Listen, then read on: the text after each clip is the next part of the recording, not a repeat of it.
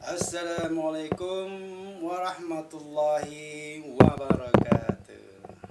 Oke guys, jumpa lagi dengan saya Suyadi di channel terindah Suyadi Nuts. Alhamdulillah kita semua saat ini dalam keadaan sehat walafiat tanpa kurang suatu apapun. Alhamdulillah kesehatan masih bisa kita nikmati. Rahmat Allah juga masih bisa kita nikmati, serta rezeki yang lancar insya Allah akan kita selalu dapatkan, serta segala usaha dan doa kita terindah insya Allah akan dikabulkan oleh Allah Subhanahu wa Ta'ala dan akan menjadi sebuah kenyataan yang amanah bagi kita semua. Dan untuk meningkatkan amanah kita pada diri kita itu harus perlu dilakukan dan dilatih dari hari ke hari tanpa mengenal waktu jedah sedikit pun. Karena amanah itu merupakan suatu hal yang abstrak, tapi dia berwujud dalam bentuk tanggung jawab yang bisa direalisasikan melalui tingkah laku, melalui tindakan kita, melalui action kita dari hari ke hari. Amanah terhadap apapun yang kita emban, dari masyarakat, dari keluarga, maupun dari instansi yang kita tergabung di dalamnya. Ingin mengulas sedikit tentang hal-hal seksi tentang kondisi negeri yang semakin hari semakin indah untuk didiskusikan dan semakin hari semakin indah untuk diceritakan melalui media-media sosial, khususnya para pemirsa channel terindah sekalian. Tetaplah pantengi di channel terindah ini. Oke, cerita seksi yang hingga hari ini masih berlangsung yaitu mengenai Partai Demokrat yang masih seksi ini. Kita mendengar sebuah kudeta di partai politik seperti ini merupakan suatu hal yang hangat dan juga mungkin suatu hal yang bisa dimungkinkan bisa terjadi secara reguler di sebuah partai politik. Tapi saya hanya akan mengulas ini tentang berita di media sosial, juga di televisi nasional yang saya sempat tonton tapi saya tidak sebutkan nama stasiun televisinya di sini, di mana tersebarlah berita bahwa para anggota DPD yang terlibat di KLB Sibolangit ini adalah sebagian besarnya sudah dipecat, dan hak suara dari DPC dan DPW di daerah masing-masing itu juga sebagian ada yang sudah dipecat dan ada juga yang sudah diberhentikan. Akan tetapi mereka mengadakan suatu gerakan, tapi tentu sudah kita sama maklumi bahwa para kader-kader ini di daerah, seperti berita-berita yang tersebar adalah mereka merasa dijebak oleh kelompok pengurus DPP yang ingin mengadakan KLB. Mereka diiming-imingi untuk diberikan bantuan untuk bencana di daerah masing-masing. Akan tetapi ketika mereka tiba di Jakarta, justru mereka ditawarkan untuk mengadakan KLB atau Kongres Luar Biasa Partai Demokrat yang ingin menggantikan posisi Agus Harimurti Yudhoyono yang saat ini sebagai ketum Partai Demokrat. Dengan segala sakit hati yang pernah dialami ketika masa kepemimpinan SBY dan juga diteruskan oleh anaknya, yang mana SBY sudah terlanjur mengatakan bahwa Demokrat mempunyai alur partai politik yang benar-benar demokratis, artinya tidak mementingkan atau bahkan membenci nepotisme. Dan ketika AHY sebagai ketua umum Partai Demokrat, sebagian anggota merasa tersakiti, merasa terhianati oleh apa yang telah ditanamkan oleh SBY kepada kader-kader sebelumnya, bahwa nepotisme itu sangat dibenci oleh SBY. Ternyata justru sebaliknya, SBY melanggengkan nepotisme, menempatkan AHY sebagai ketuanya. Dan untuk itu kita saya secara pribadi ingin mengulas sedikit bahwa para anggota atau pengurus-pengurus DPC maupun DPD yang ada di daerah tersebut, mereka datang untuk melaksanakan KLB juga diiming-imingi sejumlah uang.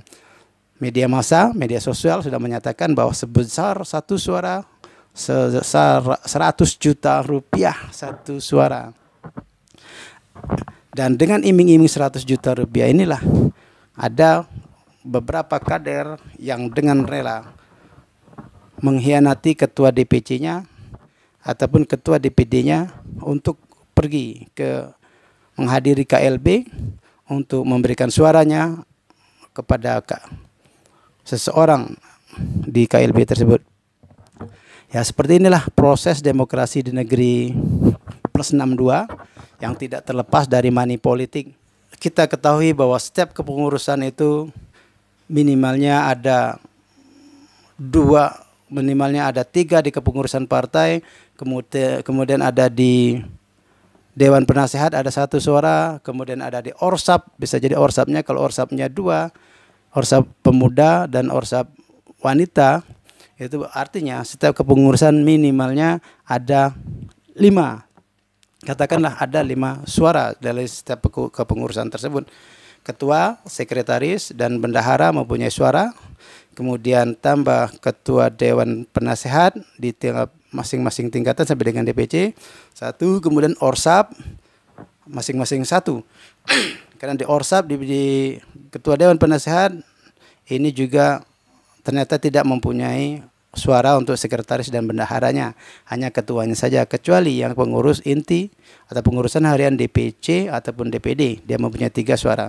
Artinya ketika satu kepengurusan DPC ada 5 orang, maka 5 orang inilah yang dijanjikan mendapatkan 100 juta rupiah per suara. Seandainya mereka memberikan suara pada KLB tersebut. Akan tetapi tentu tidak semua pengurus ini bisa atau mau menerima iming-iming tersebut karena KLB yang mereka rasakan juga KLB yang dianggap mereka tak resmi karena melanggar ADART Partai Demokrat sendiri. Dapat mereka yang punya suara terus mengkhianati kepengurusannya, mungkin sekretarisnya saja yang pergi ke KLB kemudian memberikan suaranya kepada KLB tersebut, dan ini akan dijanjikan 100 juta rupiah. Akan tetapi yang terjadi adalah bahwa mereka hanya diberi uang berangkat 5 juta rupiah, kemudian karena sudah memberontak atau menanyakan ditambah lagi 5 juta rupiah.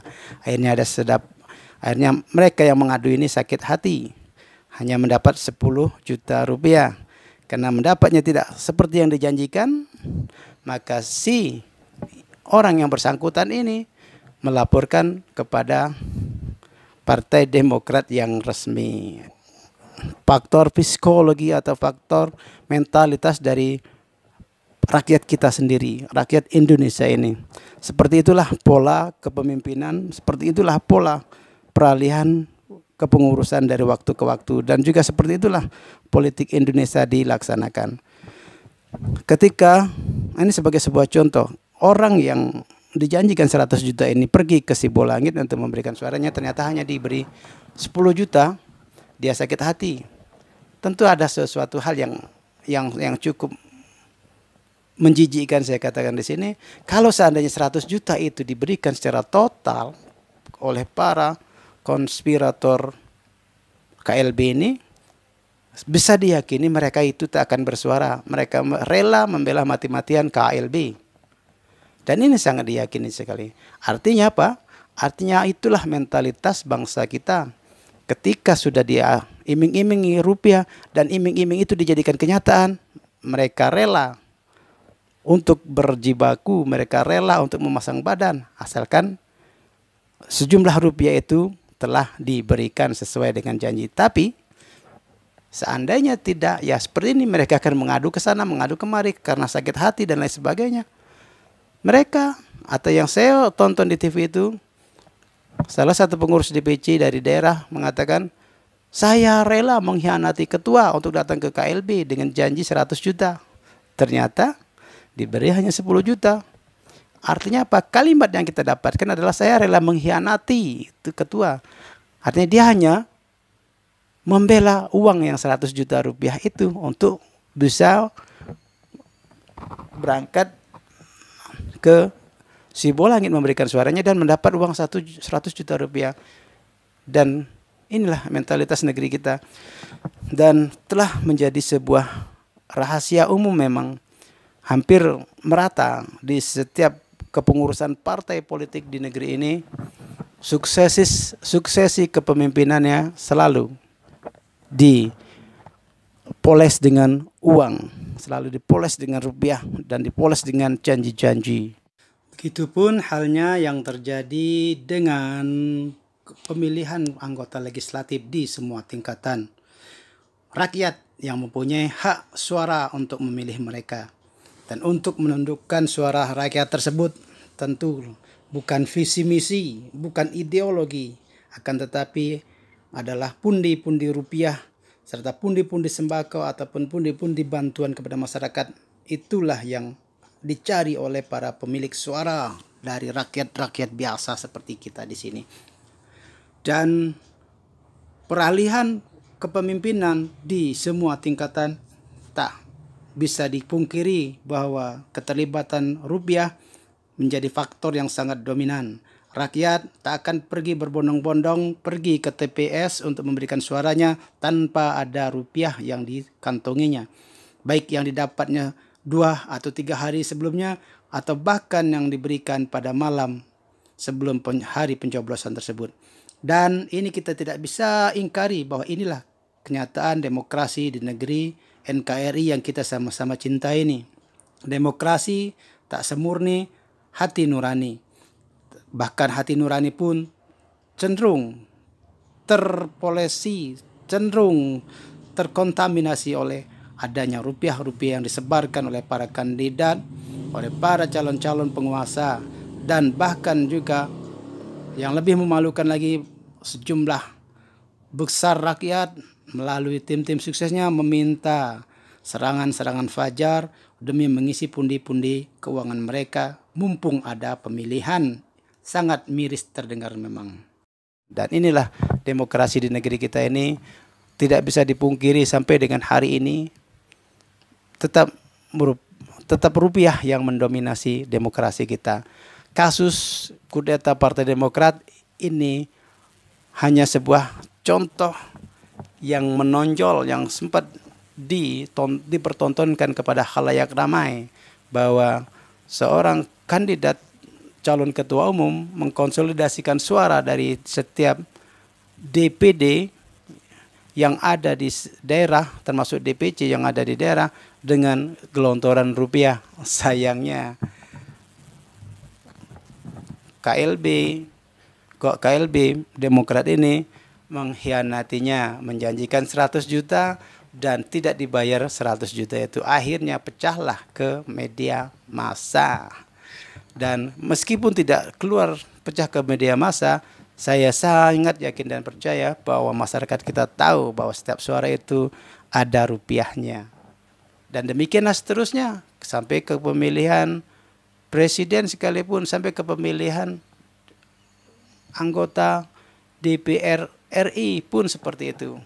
Ketika pemilihan atau pencalekan ini yang kita bayar bukan ke pengurus partai lagi, akan tetapi yang kita bayar adalah si pemilik suara.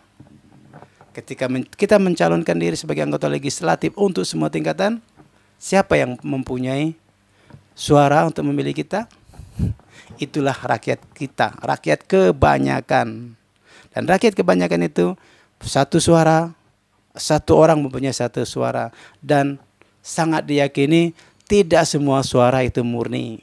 Dan sangat diyakini karena saya juga punya pengalaman, setidak-tidaknya 85% itu harus kita isi dengan rupiah. Karena rakyat tak akan mungkin memilih kita tanpa kita beri sesuatu kepada rakyat. Dan ini merupakan suatu demokrasi yang sangat menyedihkan, suatu demokrasi yang sangat jauh panggang daripada api, di mana seharusnya demokrasi itu benar-benar rakyat memilih calonnya perwakilannya yang benar-benar berkualitas tanpa harus membarter rupiah dengan suara. Tapi itu tidak bisa dipungkirinya sampai dengan hari ini.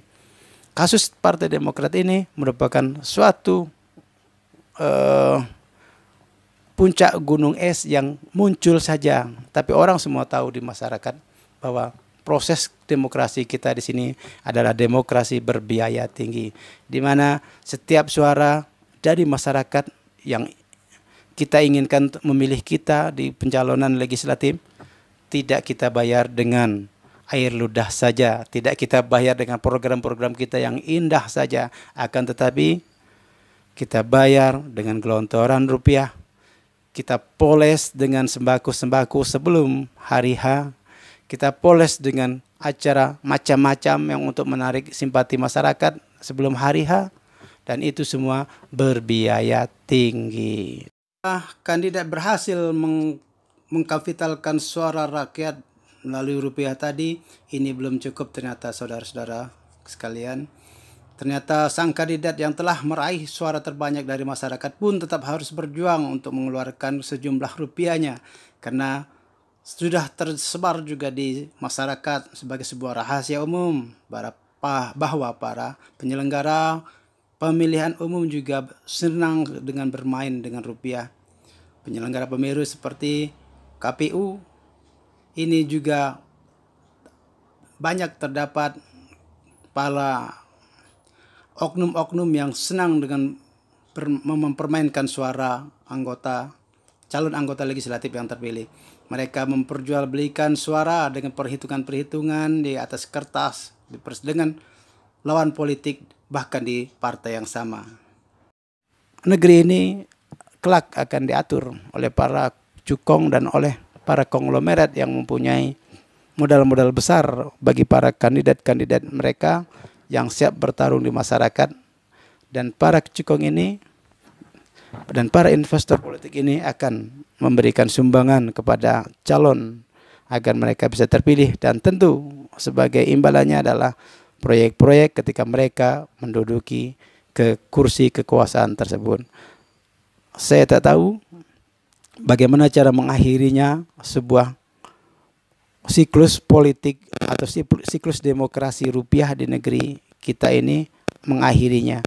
Seperti pada video-video sebelumnya, saya punya pendapat salah satu cara untuk bisa mengakhirinya yaitu mulai dari masyarakat itu sendiri untuk memilih kader-kadernya, untuk memilih calon-calonnya dengan benar-benar murni tanpa meminta apa-apa dari sang kandidat. Tapi kalau seandainya masih membarter atau para kandidatnya yang ketakutan tidak mempunyai suara, justru para kandidat yang memberikan atau yang menawari awalnya, yang menawari rupiah untuk memilih mereka, ini juga merupakan suatu yang sulit untuk dicegah. Dan tetapi saya masih punya harapan yang tinggi ke depan, mudah-mudahan demokrasi Indonesia ini semakin bersih daripada transaksi-transaksi money politik untuk membarter uang menjadi suara dari semua tingkatan. Mulailah dari pengurus partai untuk tidak mengeluarkan rupiah agar mengkapitalisasikan suara mereka. Dan untuk pemilu 2024 ini mungkin akan bermunculan sejumlah partai-partai baru, dan kalau bisa partai-partai yang baru ini memang benar-benar partai rakyat, dia dibangun oleh rakyat, dan untuk para pengurus-pengurusnya tidak harus mengeluarkan jutaan rupiah atau ratusan juta rupiah atau bahkan miliaran untuk menjadi pengurus, dan tetap merasa bahwa partai ini dari rakyat. Bangunlah secara murni, bangunlah partai-partai baru ini secara bersih.